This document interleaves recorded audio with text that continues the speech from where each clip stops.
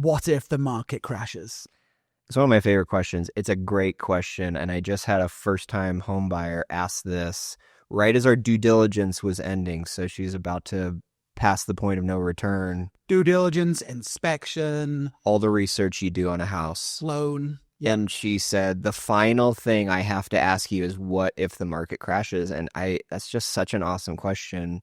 And I said, well, a couple things. First of all, we've just, over the last 20 years, we've had two of the biggest stress tests I think you could possibly have in a real estate market. One, the 2008 financial collapse.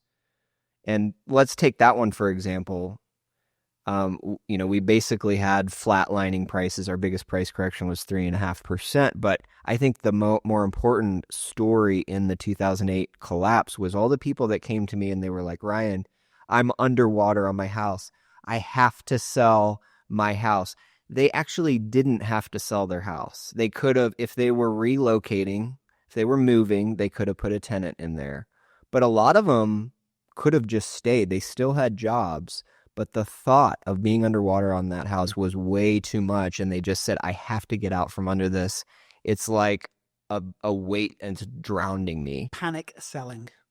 And all those people, if they would have waited, 5 years, they certainly would have been they would not have been underwater. If they would have waited 10 years, that home would almost double in value. So I told this home buyer, you don't do anything. If the market drops, let's say if something terrible happens, we've got all the stuff in Ukraine, Russia, I can tell you over the last, 2 cycles of, the 2008 collapse and then the interest rate spiking that our market didn't correct. But that doesn't mean it couldn't.